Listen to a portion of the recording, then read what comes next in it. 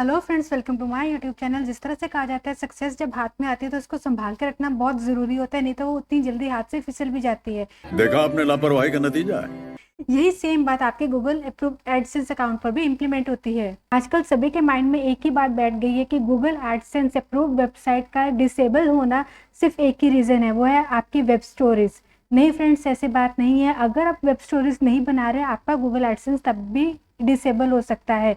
Web stories के साथ साथ आपको कुछ और बातों का भी ध्यान रखना होगा, आपको कुछ और फैक्टर्स की तरफ भी ध्यान देना होगा कि कहीं आपका गूगल एडसेंस किसी और कारण से रिजेक्ट तो नहीं हो रहा है। तो चलिए आज मैं आपको उन्हीं बातों से अवेयर करवाऊंगी।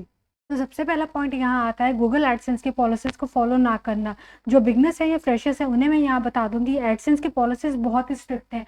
पब्लिशर्स यानी कि ब्लॉगर्स और वेबसाइट ओनर्स के लिए हमेशा यही रिकमेंडेबल होता है कि वो गूगल एडसेंस की पॉलिसीज को अच्छे से समझ के इस पर काम स्टार्ट करें। अगर आपको कोई भी डाउट हो तो आप गूगल को ईमेल करें या गूगल के प्रोडक्ट फॉरम को ट्राई करें, जहां आपको दूसरे यूजर्स या प्रोफेशनल से आंसर्स मिल जाते हैं।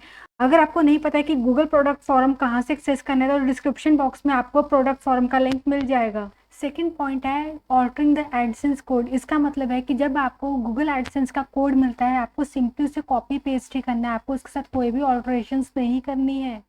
और तो और ऐड कोड और सर्च कोड को भी कभी एडिट नहीं करना चाहिए। अगर आप अपने ऐड कोड को एडिट करते हैं तो उसका इफेक्ट उन्हें होता है जिनकी एड्स आपकी वेबसाइट पर लगी हुई है, मतलब कि एडवर्टाइजर्स को होता है।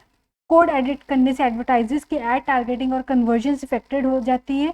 और तो और आपकी जो एड्स होती हैं उन्हें एडवर्टीजमेंट या स्पॉन्सर्ड लिंक्स का टाइटल देना बहुत ही इंपॉर्टेंट है। अगर आप कोई और टाइटल देते हैं तो आपकी गूगल एडसेंस की नेट अर्निंग्स प्रभावित हो जाएगी। थर्ड पॉइंट जो आपने ध्यान में रखना है, क्रिएटिंग मल्टीपल एड अकाउंट्स। तो गूगल एडसेंस आपको परमिशन देता है एक ही एडसेंस अकाउंट से मल्टीपल वेबसाइट्स को हैंडल करने की। इसका मतलब हुआ कि अगर आपके पास एक से ज़्यादा वेबसाइट्स हैं, लाइक आपके पास 3-4 वेबसाइट्स हैं या आपके पास मल्टीपल वेबसाइट्स हैं, आप उसको एक ही गूगल एडसेंस अकाउंट से हैंडल कर सकते हैं। आप उसको एक ही गूगल एडसेंस के साथ लिंक कर सकते हैं। हाँ, बट यहाँ पर आप कंफ्यूज ना होइएगा, आपको वैसे ही अपनी वेबसाइट्स के लिए एडसेंस अप्रूवल लेना होगा जैसे कि आपने पहले अपनी फर्स्ट वेबसाइट के लिए ली थी।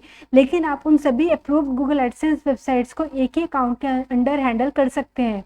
इन केस अगर आपका एग्जिस्टिंग एड अकाउंट काम नहीं कर रहा है तो आप उस केस में गूगल से बात कर सकते हैं, गूगल को कांटेक्ट कर सकते हैं। लेकिन मल्टीपल एड अकाउंट्स गूगल ने बिल्कुल मना किया हुआ है। इन केस अगर आपके मल्टीपल एड अकाउंट्स पकड़े जाएंगे तो आपकी वेबसाइट डिसेबल कर दी जाएगी।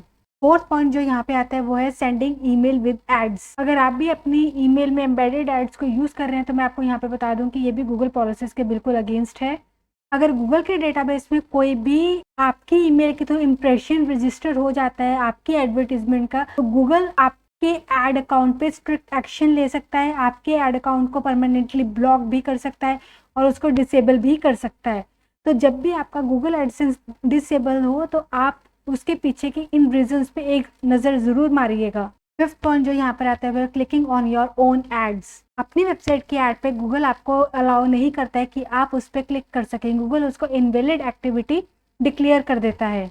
गूगल के एल्गोरिथम्स इस बात को लेकर बहुत ही ज़्यादा स्ट्रॉन्ग बनाए गए हैं कि अगर आप अपनी ऐड पर खुद से क्लिक करेंगे तो गूगल को पता चल जाएगा, गूगल के डेटाबेस में ये एक्टिविटी रिकॉर्ड हो जाएगी। तो अगर इन केस आपसे अपनी एडवर्टीजमेंट पे खुद से क्लिक हो जाए तो उस केस में आपको गूगल को इन्फॉर्म करना है ताकि गूगल अकॉर्डिंगली एक एक्शन ले सके, सिचुएशन के अकॉर्डिंग वो कुछ अच्छा एक्शन ले सके और आपकी वेबसाइट एडसेंस से डिसअप्रूव होने से बच जाए।